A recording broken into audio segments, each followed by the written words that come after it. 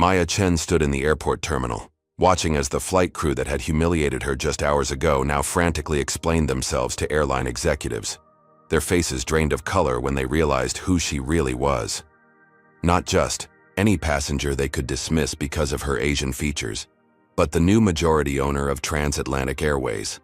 The flight attendant who had sneered, "Economy passengers should know their place," dropped her company badge as Maya calmly announced, "Effective immediately, you're all terminated." How could this crew have known their racist behavior would cost them not just their jobs, but their entire careers?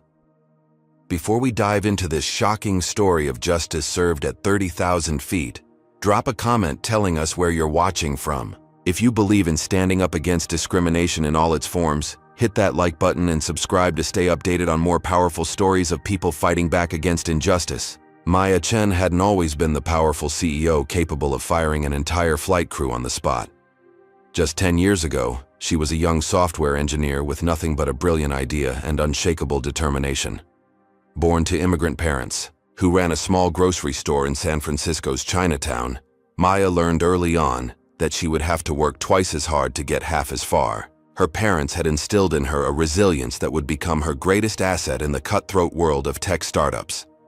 At 37, Maya had built MindLink Technologies from a garage operation into a multi-billion-dollar AI company revolutionizing how businesses processed data. Her latest triumph had been acquiring a controlling stake in Transatlantic Airways, a legacy carrier with a storied history, and, as she would soon discover, a deeply problematic company culture. The acquisition had been strategic.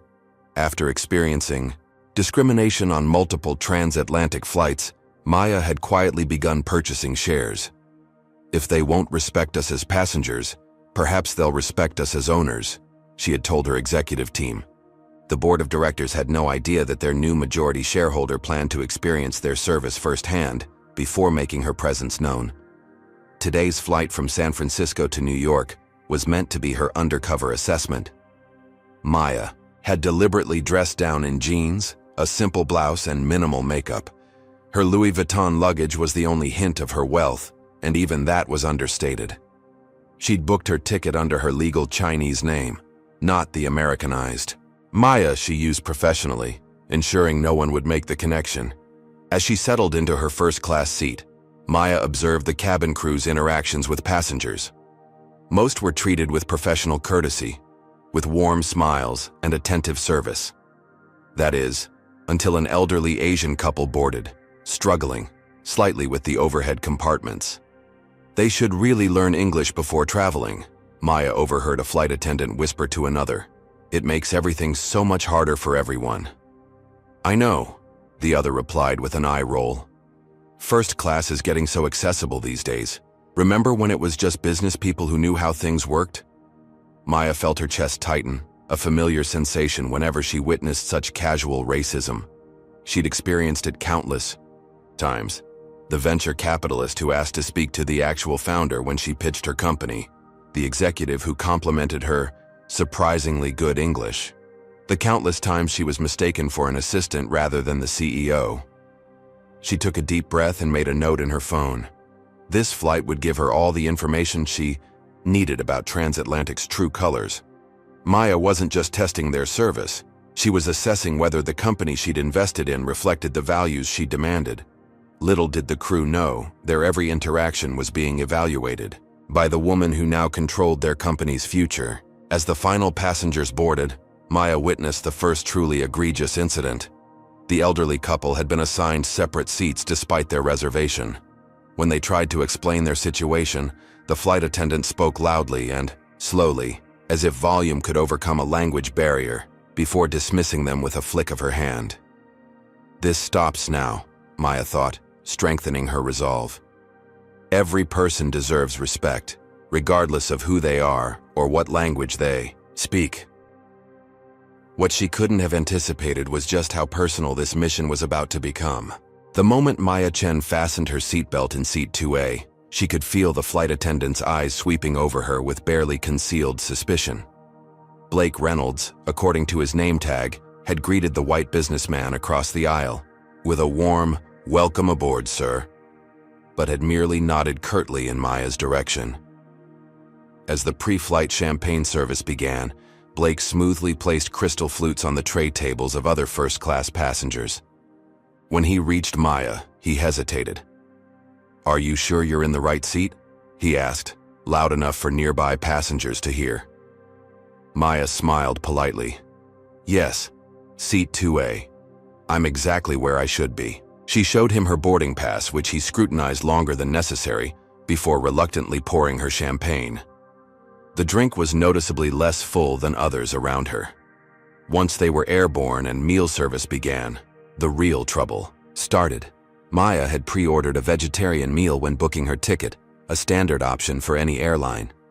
"I believe I ordered the vegetarian meal," Maya said when Blake placed a standard meat entree before her. Blake's smile didn't reach his eyes. "I don't have any record of that. This is what's available." "I have the confirmation email," Maya replied, pulling out her phone to show him the clearly marked vegetarian meal request that had been confirmed by the airline. Blake barely glanced at it. "There must have been a system error. We can't accommodate special requests that weren't properly recorded." "But it was properly recorded," Maya insisted calmly. "Is there perhaps another vegetarian option available?" Blake's voice rose slightly. "Ma'am, you must be in the wrong seat. These special meals are reserved for confirmed first-class passengers." Heads turned. Maya felt her cheeks warming, not from embarrassment but from the controlled anger she'd learned to master throughout her career. "I am a confirmed first-class passenger," she stated, showing her boarding pass again. "This is the third time I've had to prove it." Blake leaned in, whispering to another flight attendant just loudly enough for Maya to hear.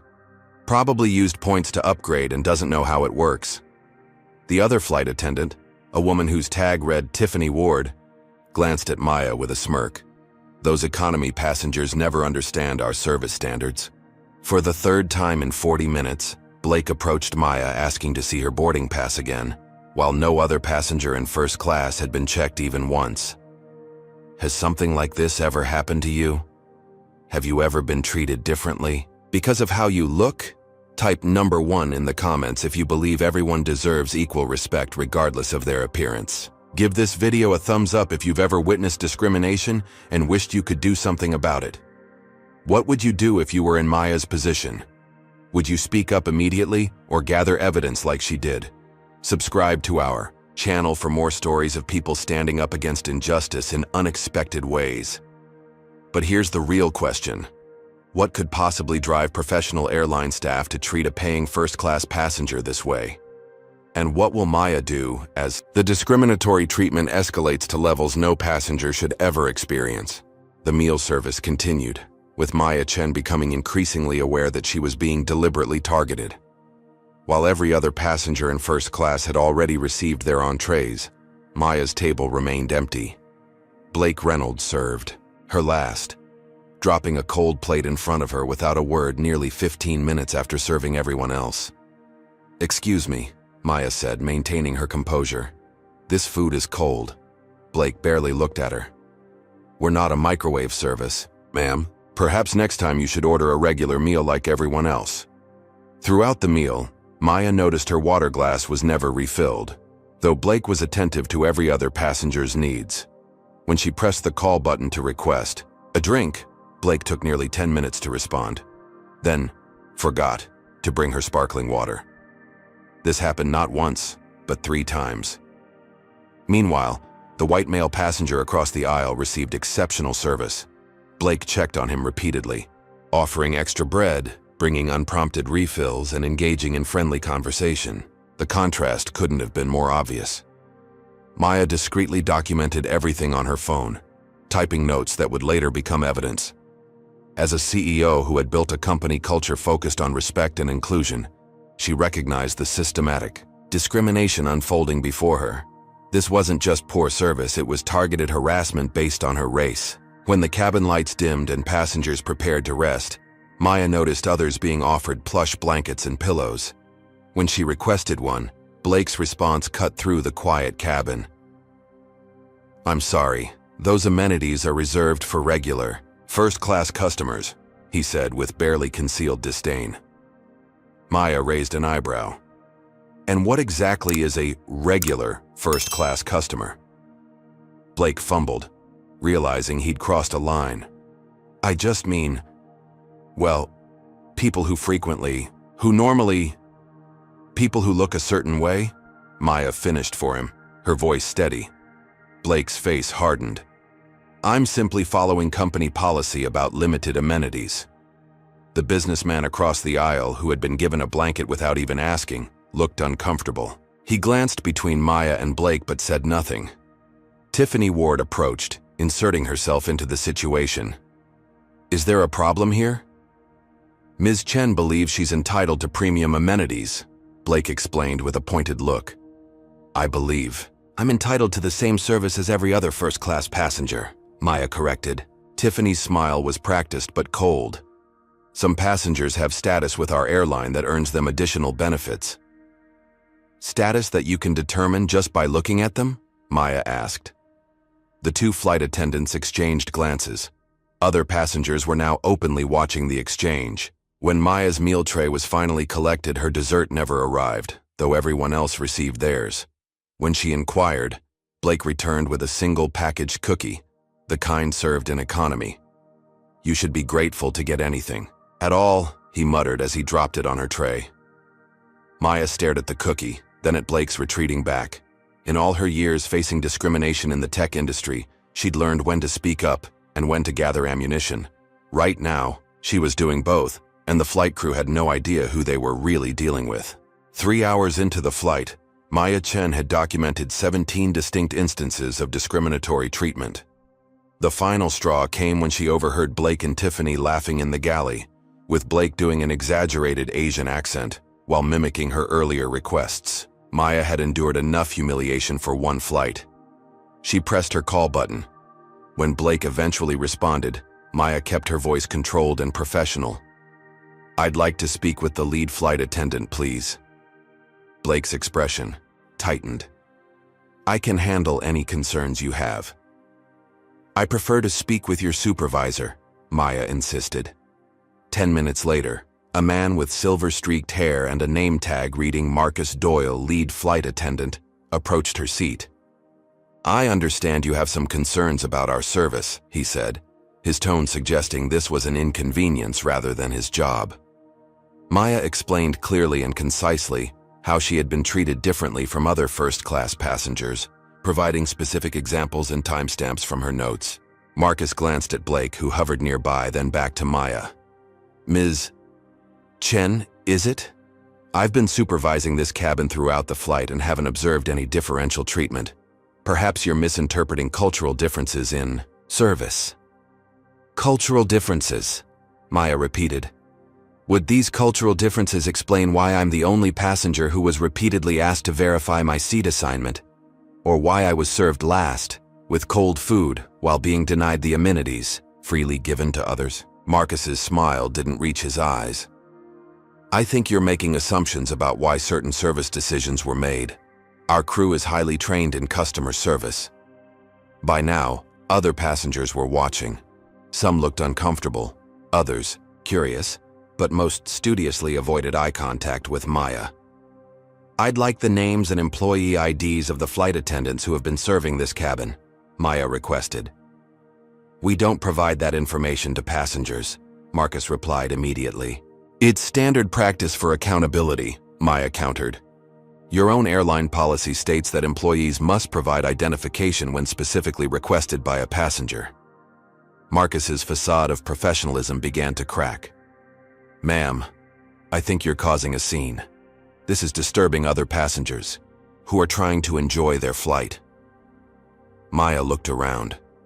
She hadn't raised her voice once, yet Marcus was painting her as the disruption. It was a tactic she recognized, making the victim appear to be the aggressor. In the galley, Blake, Tiffany, and a third flight attendant huddled together, occasionally glancing at Maya and laughing. When they realized she was watching, they quickly dispersed, but the message was clear. They were mocking her. I'll be filing a formal complaint about this treatment, Maya informed Marcus. His expression darkened. That's your right. But I should warn you that if you continue to disturb this flight, I'll have no choice but to have security meet the plane when we land. Maya's eyebrows rose. Are you threatening me for calmly reporting discriminatory treatment? I'm informing you of consequences for disruptive behavior, Marcus corrected. You need to calm down and accept the service you're given. The injustice of the situation was breathtaking. Maya had built a billion-dollar company by standing her ground in rooms full of men who underestimated her. She wasn't about to be intimidated by a flight attendant who had no idea who she really was.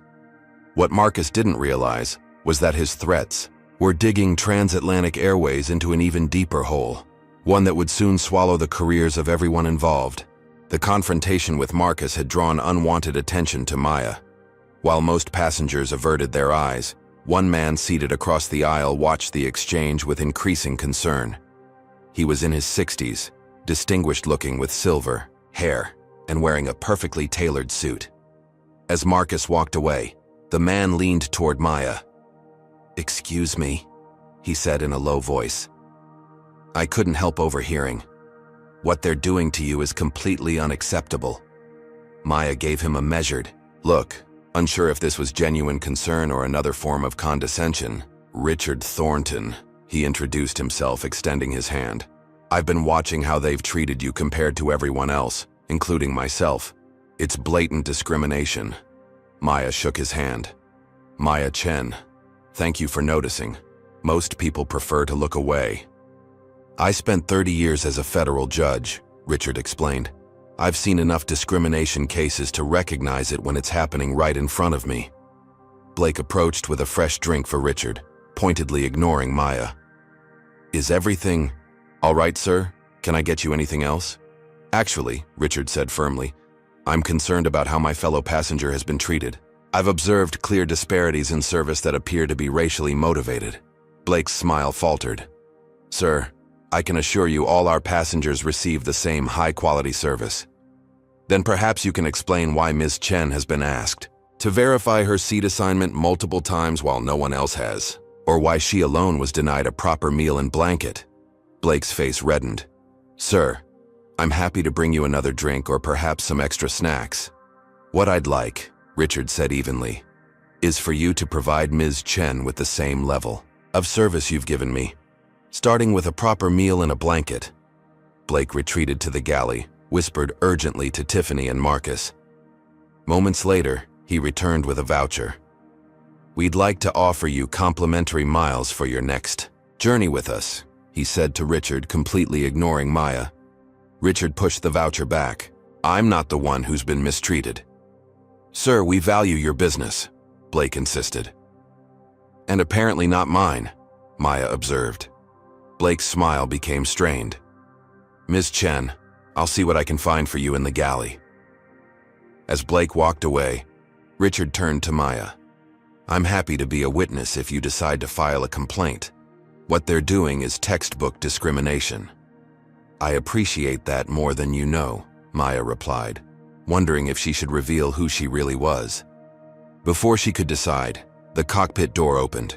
A tall man in a captain's uniform strode down the aisle, his face set in stern lines. His name tag read, Captain Gerald Weber. "Is there a problem here?" he asked, addressing Richard rather than Maya. Richard explained the situation succinctly, highlighting the discriminatory treatment Maya had received. Captain Weber listened, occasionally glancing at Maya with barely concealed skepticism. "I trust my crew," Weber finally said. "They're highly trained professionals. If there have been service discrepancies, I'm sure there are reasonable explanations." "With all due respect, Captain," Maya interjected, "what possible explanation could there be for checking my boarding pass 3 times when no one else's was checked at all?" The captain's expression hardened. "Ms. Chen, is it? My primary responsibility is the safety of this aircraft and everyone on it. If any passenger becomes disruptive or creates a hostile environment for my crew, I have the authority to divert this flight and have that passenger removed." Richard straightened in his seat. "Captain, are you suggesting that a passenger calmly reporting discriminatory treatment is being disruptive?" "I'm simply clarifying the consequences of interfering with my crew's ability to perform their duties," Weber replied coldly. "This is your only warning." As the captain returned to the cockpit, Maya and Richard exchanged looks of disbelief. Not only was the flight crew discriminating against her, but the captain was now threatening her for speaking up. Have you ever witnessed someone standing up against injustice like Richard did for Maya? Comment number 1 if you believe more people should intervene when they see discrimination happening. Hit the like button if you would have the courage to speak up in a similar situation. What would you do if you were in Maya's position now? Would you stay quiet until landing? Or would you continue to document the discrimination? Subscribe to our channel for more stories about people who refuse to be silenced when facing injustice. But here's the burning question. With the entire crew turning against her, and even the captain threatening to have her removed from the flight, how could Maya possibly turn this situation around? And why would a retired federal judge become her unexpected ally in this battle against discrimination? After Captain Weber's threat, Maya knew she needed to change tactics. The flight crew believed they had all the power, that she was just another passenger they could bully with impunity. It was time to shift the dynamic, but strategically. Maya quietly removed her phone from her purse. She had been recording audio since the first discriminatory incident, but now she needed to ensure the evidence was preserved. "What are you doing?" Blake demanded, suddenly appearing beside her seat. "Phone use is restricted during flight." "I'm putting it on airplane mode," Maya replied calmly, though she had already sent several messages to her executive team with timestamps and details of the discrimination. "Cell phones must be completely powered off if they're causing a disturbance," Blake insisted, reaching toward her device. "That's not FAA policy," Richard interjected. "Phones in airplane mode are perfectly acceptable." "It's Transatlantic Airways policy," Blake countered. "No, it isn't," Richard said. "I fly this airline weekly and have the current policy memorized. What you're suggesting would constitute unauthorized seizure of personal property." Blake's confidence wavered. "We have the right to confiscate items that pose a security risk." "My phone isn't a security risk," Maya pointed out, "and I believe you know that."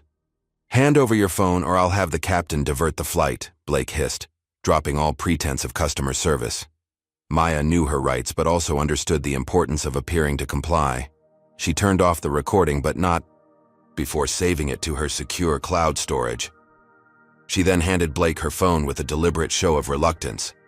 "This is completely inappropriate," she said, loudly enough for nearby passengers to hear. "I'd like this noted in the flight record." Blake took her phone with a triumphant smirk, believing he had cut off her ability to document their behavior. What he didn't know was that Maya had already texted her chief of staff with instructions to contact Transatlantic's corporate headquarters. For the next hour, Maya sat quietly. The crew interpreted her silence as defeat, exchanging satisfied glances whenever they passed her seat. Richard occasionally engaged her in conversation, sharing stories from his time on the federal bench, handling discrimination cases.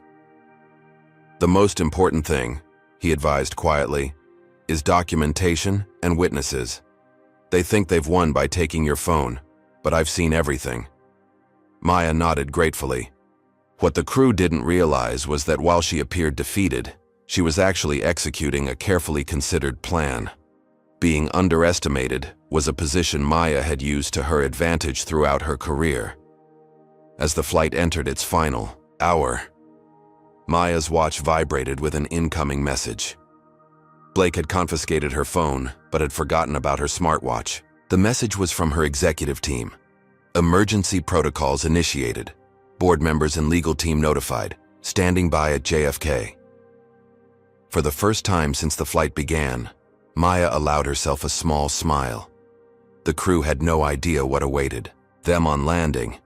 They believed they were punishing an ordinary passenger who had dared to question their authority. Their misplaced confidence would soon crumble around them. Captain Weber's voice came over the intercom announcing their initial descent into New York. Blake returned to collect trash, deliberately bypassing Maya's seat. Tiffany walked past with fresh hot towels for first-class passengers, placing one on Richard's tray and ignoring Maya completely. "Excuse me," Maya called after her. "Could I have a hot towel as well?" Tiffany turned with exaggerated surprise. "Oh, I'm so sorry. We seem to have run out. Economy passengers will receive sanitizing wipes shortly." Several nearby passengers frowned at this obvious lie, as Tiffany still held several towels on her tray. Richard opened his mouth to object, but Maya subtly shook her head. The time for confrontation had passed. Now she was gathering the final pieces of evidence before landing. As the plane began its descent, Maya's watch vibrated again. Another message from her team. All set. Executive committee and legal standing by at gate. Security has been briefed. The trap was set.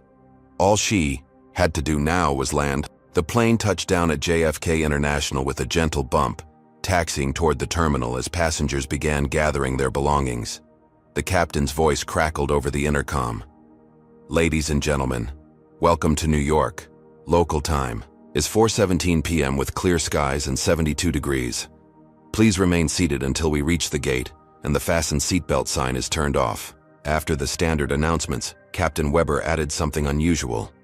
We'd also like to ask passenger Maya Chen in seat 2A to remain seated after other passengers have deplaned. Airport security will be assisting with a situation that developed during our flight. Heads turned toward Maya, some with curiosity, others with judgment. Blake and Tiffany exchanged smug glances, clearly believing they had won. Marcus stood by the cockpit door, arms crossed, watching Maya with barely concealed satisfaction. "This is outrageous," Richard murmured. "They're trying to humiliate you publicly now." "It's all right," Maya assured him calmly. "Everything is proceeding exactly as expected." When the plane reached the gate and the seatbelt sign dinged off, first-class passengers began to file out. Richard hesitated. "I should stay with you," he offered. "As a witness." Maya nodded. "I'd appreciate that, Your Honor." As other passengers deplaned, Blake approached Maya's seat. "Security will be escorting you momentarily. I suggest you gather your belongings." "Thank you for your concern," Maya replied with unexpected pleasantness that seemed to unnerve Blake more than anger would have. When the last regular passenger had left, 2 uniformed airport security officers boarded the plane. The flight crew watched with triumphant expressions as the officers made their way to Maya's seat. Captain Weber had emerged from the cockpit, standing with his crew as if to present a united front against a troublesome passenger. "Ms. Chen?" one of the officers asked.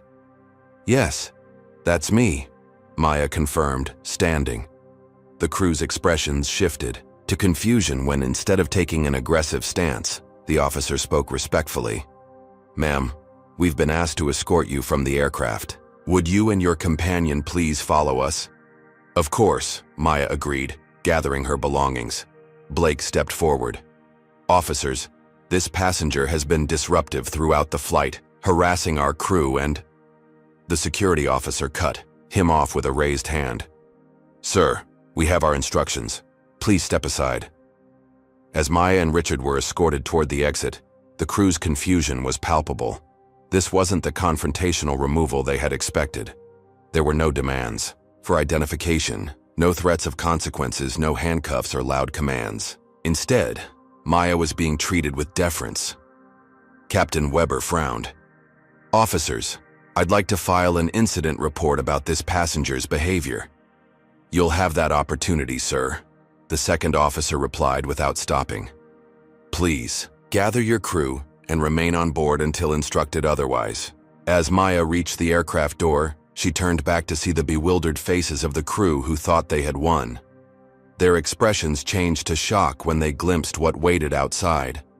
A line of serious-looking executives in business attire, Transatlantic Airways board members instantly recognizable from company publications, and the airline's chief legal counsel.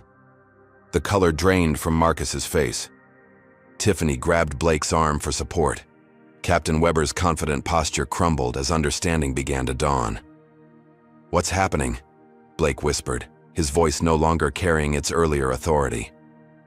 Maya stepped off the aircraft without answering, leaving the crew to stew in mounting dread as they realized something had gone terribly wrong with their plan to punish an unruly passenger. Maya Chen stepped onto the jet bridge where Transatlantic Airways' highest-ranking executives waited. The airline's chief operating officer, Elizabeth Warren, stepped forward immediately. "Ms. Chen, On behalf of Transatlantic Airways, I want to personally apologize for whatever occurred on this flight, she said, loud enough for the crew still standing in the doorway to hear. Ms. Chen? Captain Weber repeated, his face contorted in confusion. You mean... Allow me to properly introduce myself, Maya said, turning to face the crew. I'm Maya Chen, CEO of MindLink Technologies, and, as of 2 weeks ago, the majority shareholder of Transatlantic Airways. The effect of her words was immediate and devastating. Blake's jaw dropped open. Tiffany clutched the doorframe for support. Marcus looked as though he might be sick. Captain Weber stood frozen, the blood draining from his face. That's impossible, Blake stammered. We would have been notified of any ownership changes. The acquisition was completed quietly, Elizabeth explained, her tone icy.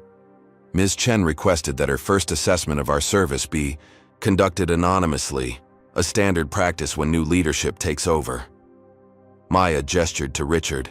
Allow me to introduce the Honorable Richard Thornton, former federal judge and current head of my company's ethics committee. Judge Thornton was kind enough to serve as an independent witness to today's events. Richard nodded grimly. I've documented numerous instances of discriminatory treatment, which I'd be happy to detail for the board. By now, the remaining color had drained from the crew's faces. The realization that they had spent the past 5 hours discriminating against their new boss, and that she had documented everything, was sinking in. This must be some mistake, Captain Weber tried, his voice lacking conviction. There's no mistake, Captain, Maya replied calmly. When I acquired controlling interest in Transatlantic, I was aware of persistent complaints about discriminatory treatment of minority passengers. Rather than simply accept the reports, I decided to experience your service firsthand. She turned to the gathered executives.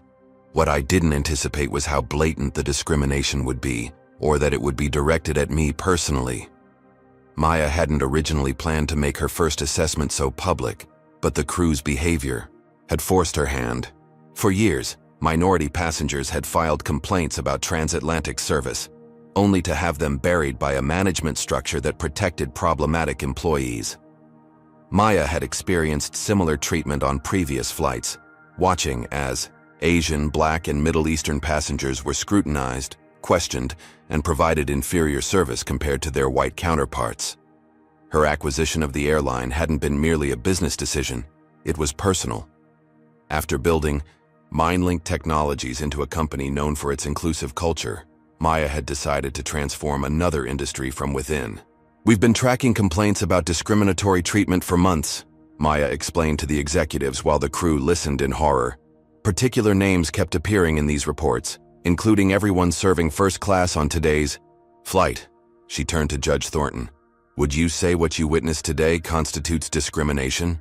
Without question, Richard confirmed.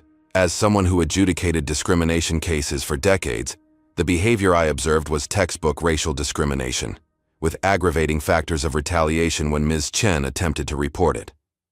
Blake finally found his voice. Ms. Chen, there's been a terrible misunderstanding. We had no idea who you were. That's precisely the point, Mr. Reynolds, Maya replied. You shouldn't treat any passenger differently based on their race, regardless of who they are. The fact that you're only concerned now that you know my position makes your discrimination even more apparent. She turned to the airline executives. I have recorded evidence of multiple discriminatory incidents. Additionally, the first-class cabin is equipped with cameras that have captured the entire flight. I want that footage secured immediately before it mysteriously disappears. The airline's legal counsel, a stern-looking woman with a tablet, nodded. We'll secure it right away, Ms. Chen. Blake stepped forward desperately. Ms. Chen, please, if you'll allow me to explain. I think you've explained enough through your actions today, Maya interrupted. I'm calling an emergency board meeting. Right now. Here, in the terminal. Have you ever fantasized about having the power to confront those who discriminated against you? Comment number 1 if you've ever wished you could reveal your true position to someone who underestimated you. Hit that like button if you believe more companies need leadership willing to experience their services firsthand. Did you suspect Maya was the owner all along, or were you surprised by the revelation? Subscribe now to make sure you don't miss the conclusion of this incredible story of justice served at 30,000 feet. But the burning question remains. Now that Maya has revealed her identity and the crew realizes the grave mistake they've made, what consequences will they face? And with powerful connections apparently working behind the scenes, could the flight crew somehow escape accountability for their actions? Within minutes, the airport's VIP conference room had been commandeered for Transatlantic Airways Emergency Board meeting. The executives sat on one side of the long table, visibly uncomfortable. The flight crew huddled together on the opposite side, still in uniform, looking shell-shocked. Maya Chen and Judge Thornton occupied the head of the table, flanked by Maya's legal team. "Let's be clear about what happened today," Maya began without preamble. "I was repeatedly discriminated against by multiple crew members. I was denied standard first-class services. I was threatened with removal from the aircraft for calmly reporting this treatment, and ultimately, the captain attempted to have me detained by airport security." Captain Weber cleared his throat. "Ms. Chen, if I may." "You'll have your chance to speak, Captain." Maya cut him off. "Right now, I'm outlining the facts." Using her recovered phone, Maya projected a timeline of events onto the room's display screen. Each incident was meticulously documented with timestamps and descriptions. The airline executives winced as they read the list. "Your Honor," Maya addressed Richard, "would you confirm that this accurately represents what you witnessed?" "It does," Richard affirmed, "and I'd add that in 30 years on the federal bench, I've rarely seen such blatant discriminatory behavior in a commercial setting." Blake leaned forward, desperation evident in his voice. "Ms. Chen, there's been a misunderstanding. We treat all passengers with the same level of service." "Really?" Maya raised an eyebrow. "That's not what the data shows." She nodded to her assistant, who displayed a new set of statistics on the screen.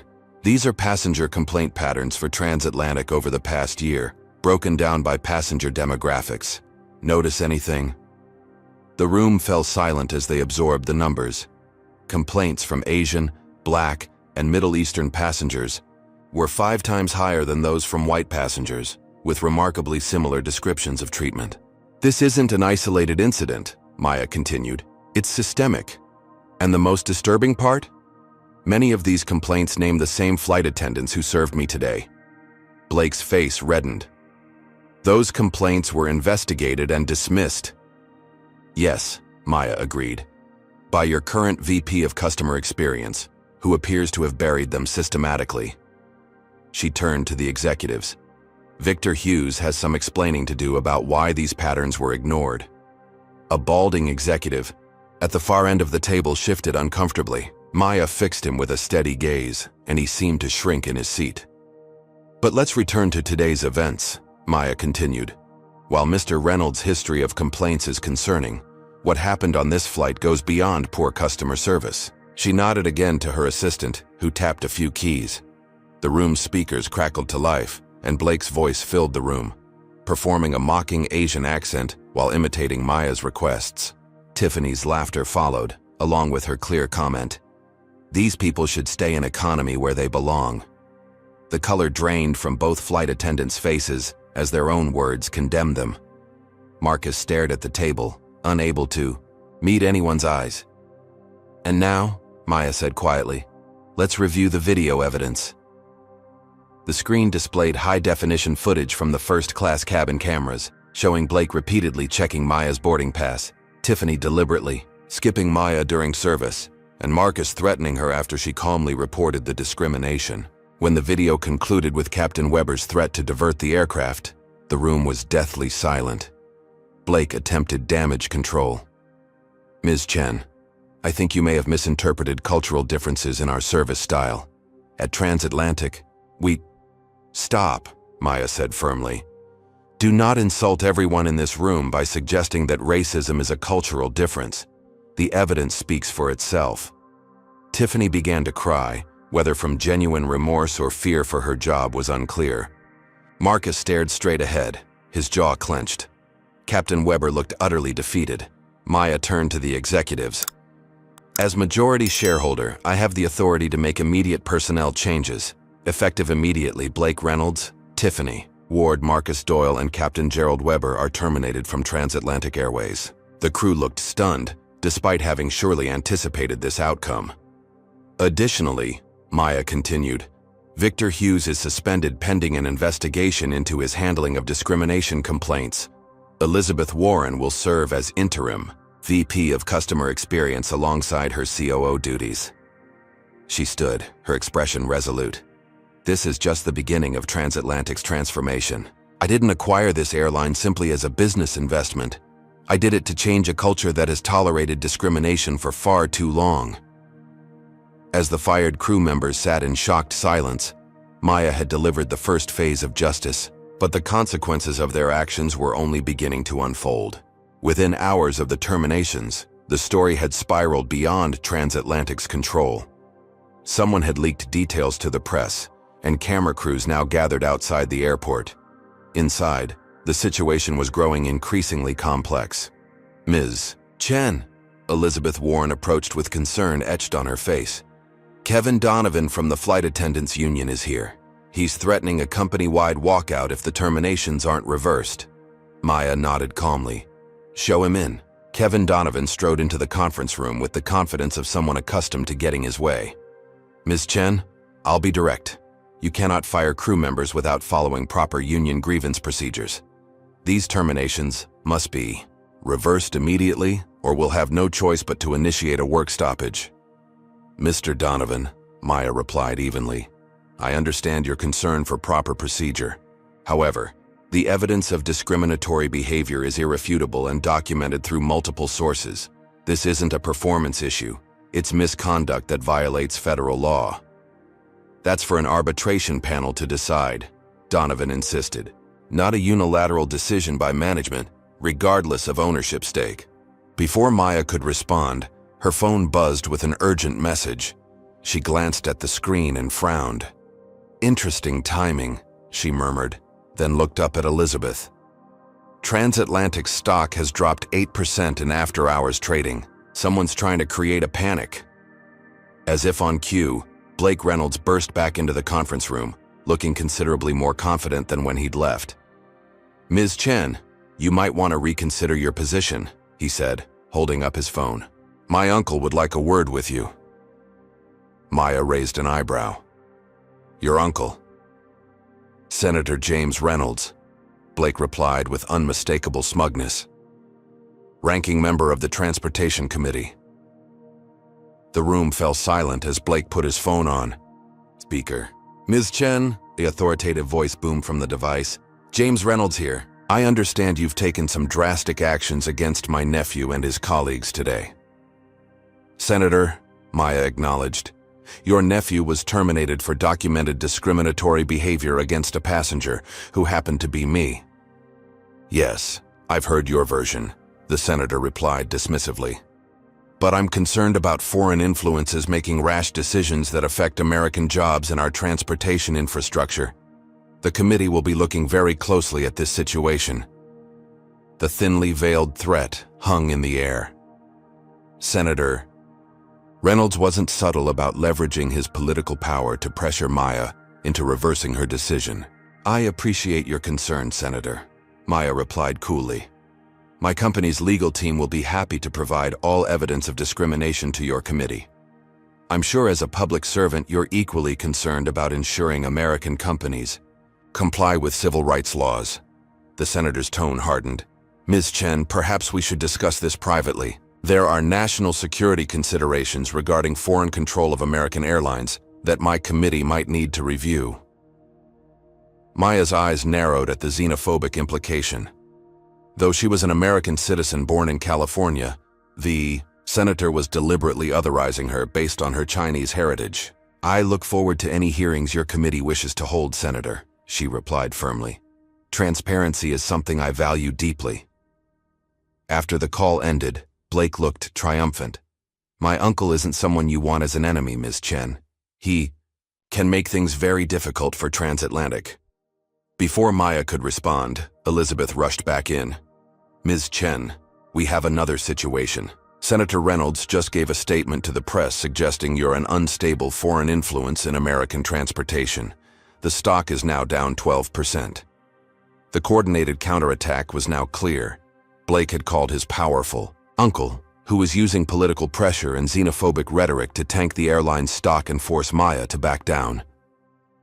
As if to emphasize the point, Maya's phone buzzed with urgent messages from concerned board members, questioning whether her actions were worth the potential financial damage to the company. Maya surveyed the room. The union representative ready to shut down the airline, the fired employee with powerful political connections, executives worried about stock prices, and media spinning a narrative that painted her as a foreign threat rather than a business leader fighting discrimination. The counterattack was sophisticated and hitting from multiple angles, but they had underestimated who they were dealing with. Maya Chen hadn't built a tech empire by backing down from bullies, no matter how powerful they might be. "Elizabeth," she said calmly, "call a press conference. It's time we shared the full story with the public."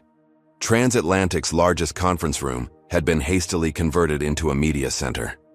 Cameras from every major network were positioned to capture Maya Chen's response to the growing controversy. Behind the scenes, her team had been working furiously, gathering data and preparing a strategy that would turn the tables on her opponents. As Maya stepped up to the podium, flashbulbs erupted. She waited for the room to quiet before speaking. "Thank you all for coming on such short notice," she began. "Today I want to address the events that occurred on Transatlantic Airways Flight 257 from San Francisco to New York, and the broader implications for our company and industry." Maya spoke clearly and confidently, outlining the discriminatory treatment she had experienced. She didn't rely solely on her own testimony, but played selected clips from the cabin security footage, which had been quickly edited to protect other passengers' privacy while clearly showing the flight crew's behavior. "What happened to me today isn't an isolated incident," Maya continued. "It represents a pattern of behavior that many passengers have experienced, but few have had the platform to address." With a nod to her assistant, the screen behind her displayed testimonials from dozens of transatlantic passengers who had reported similar discriminatory treatment over the past year. "These voices have been systematically ignored," Maya explained. "Complaints buried, evidence lost, and passengers dismissed. Today that changes." She introduced Judge Richard Thornton, who provided his expert legal assessment of the discrimination he had witnessed firsthand. "In my professional opinion," Richard stated, "the behavior exhibited by the flight crew constituted clear violations of federal anti-discrimination laws. Had this case come before my court during my tenure as a federal judge, I would have found substantial grounds for both civil penalties and remedial action." As Richard stepped away from the microphone, Maya revealed her next move. "Transatlantic Airways is embarking on a comprehensive transformation," she announced. "Today, I'm launching our Respect in the Skies initiative, a complete overhaul of our training, reporting, and accountability systems." She detailed the multi-million-dollar program that would establish new industry standards for inclusive customer service, transparent complaint resolution, and zero tolerance for discrimination. "Additionally," Maya continued, "I can now reveal that Flight 257 wasn't my first assessment flight. Over the past 2 weeks, I've had 20 undercover evaluators on transatlantic flights, documenting service quality and potential discrimination." The room buzzed with surprise. Maya had been playing a much longer game than anyone realized. "The data we've gathered will inform our transformation process," she explained. "And yes, it has identified other employees whose behavior requires immediate attention." A reporter raised her hand. "Ms. Chen, how do you respond to Senator Reynolds' claims that you're a foreign influence threatening American jobs?" Maya smiled. "I was born in San Francisco to parents who immigrated here legally in the 1970s. I built my company in America, employ thousands of Americans, and pay American taxes. The senator's xenophobic implications say more about him than about me." She paused, then delivered the bombshell her team had prepared. "What's particularly interesting about Senator Reynolds' sudden concern is his voting record on anti-discrimination legislation." The screen behind her displayed the senator's consistent votes against strengthening civil rights protections, including transportation-specific provisions that would have required airlines to report discrimination complaints. Even more concerning, Maya continued as the display changed, are these documents showing Senator Reynolds received substantial campaign contributions from Transatlantic's previous management, coinciding with his efforts to block FAA regulations that would have mandated anti-discrimination training for flight crews.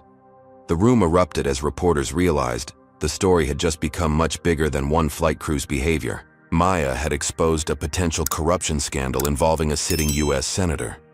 As the press conference continued, Transatlantic's stock began to recover. Investors recognized that Maya's approach wasn't just morally right, it was strategically sound. By establishing herself as a leader committed to addressing systemic problems, she was positioning the airline for long-term success rather than short-term damage control. By the time Maya concluded her remarks, she had completely reframed the I narrative. No longer was she on the defensive against political pressure. Instead, she had exposed the connections between discriminatory practices and political protection, casting herself as a reformer fighting entrenched corruption. The counterattack had failed spectacularly, and Maya Chen had emerged stronger than before. 6 months after the infamous Flight 257, Maya Chen stood in Transatlantic Airways' newly renovated training center, addressing the largest class of new flight attendants in the company's history. The wall behind her displayed the airline's new slogan, "The sky belongs to everyone." "Welcome to the new Transatlantic Airways," Maya began. "Each of you has been selected not just for your service skills, but for your demonstrated commitment to treating every passenger with equal respect and dignity." The training center represented just one aspect of the transformation Maya had initiated. The entire corporate culture had been rebuilt from the ground up, with every policy examined through the lens of inclusivity and respect. The changes hadn't come without resistance. Blake Reynolds, Tiffany Ward, Marcus Doyle, and Captain Weber had filed a wrongful termination lawsuit, claiming they had been made scapegoats for systemic problems. Their case had been dismissed with prejudice after Judge Richard Thornton, who had joined Transatlantic's newly established ethics board, submitted a detailed affidavit recounting his observations. Maya occasionally saw updates about the former crew members on social media. Blake and Tiffany had eventually found positions with a budget regional carrier, working entry-level ground service jobs for a fraction of their former salaries. Marcus had left the aviation industry entirely. Captain Weber had been unable to find another pilot position after the FAA reviewed his conduct and issued a formal reprimand. The most satisfying outcome, however, had been Senator James Reynolds' failed re-election bid. After Maya's revelations about his connections to Transatlantic's previous management and his pattern of blocking anti-discrimination measures, voters had shown him the door. His defeat was widely viewed as a referendum on the type of casual racism his nephew had displayed on that fateful flight. "Our quarterly customer satisfaction scores are in," Elizabeth Warren announced, joining Maya at the training center. "We're up 32% overall, with our highest gains among minority passengers." Maya nodded, pleased but not surprised. "And the financial results?" "Stock price has doubled since you took over," Elizabeth confirmed. "It turns out treating people with respect is good business." The transformation hadn't been merely cosmetic. Maya had implemented structural changes to ensure accountability at every level. Complaint data was now transparently tracked and published. Anonymous evaluators regularly flew as passengers to assess service quality. Every employee, from baggage handlers to the CEO, underwent comprehensive anti-bias training developed in partnership with civil rights organizations. Richard Thornton had been instrumental in designing the new ethics framework, bringing his judicial experience to bear on creating fair processes for addressing future concerns. "There's something else you should see," Elizabeth said, handing Maya a tablet. "We've been analyzing passenger manifests from competitor airlines, and we've noticed something interesting." Maya studied the data, her eyes widening. "These patterns suggest deliberate placement of discriminatory employees on specific routes, almost as if someone wanted to drive away certain demographics of customers," Elizabeth finished. "We've traced communications between former Transatlantic executives and Vista Airlines' current management team." Maya's mind raced as she connected the dots. The discrimination she'd experienced hadn't been merely the result of individual prejudice. It had been part of a coordinated strategy by a competitor to damage Transatlantic's reputation among minority travelers, making the airline a less attractive acquisition target before Maya stepped in. Vista was planning a hostile takeover, Maya realized. They wanted to devalue us first by driving away diverse customers and creating service problems. Exactly, Elizabeth confirmed. And several of our former executives who were terminated after your takeover have mysteriously landed at Vista in senior positions. Maya handed the tablet back, a new determination in her eyes. Well, now we know where to look next. The conference room erupted in applause as Maya concluded her address to the new flight attendants. As they dispersed to their training stations, she took a moment to appreciate how far Transatlantic had come. What had begun as a humiliating experience at 30,000 feet had transformed into a company-wide revolution that was changing the industry's approach to diversity and inclusion. Maya checked her watch. She had a board meeting in an hour to discuss Transatlantic's potential acquisition of a smaller airline, one that would position them to compete directly with Vista on key routes. The information about Vista's underhanded tactics would be valuable in that discussion. As she gathered her materials, Maya reflected on the lesson that the crew of Flight 257 had learned the hard way. You never know who might be sitting in seat 2A.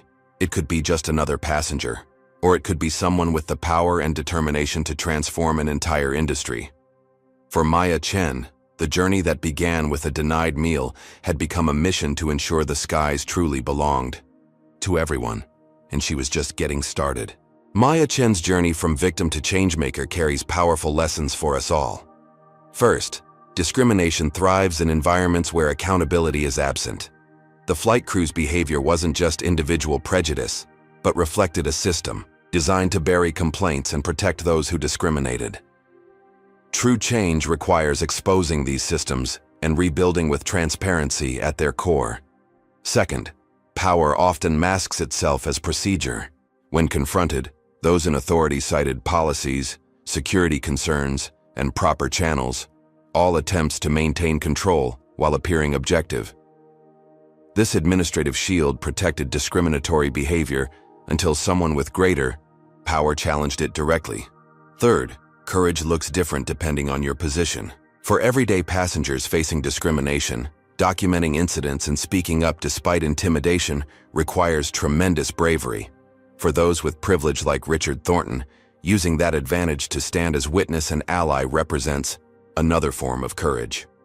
For someone with Maya's resources, leveraging power to create systemic change rather than merely seeking personal justice demonstrates leadership courage. Finally, discrimination isn't just morally wrong, it's bad business.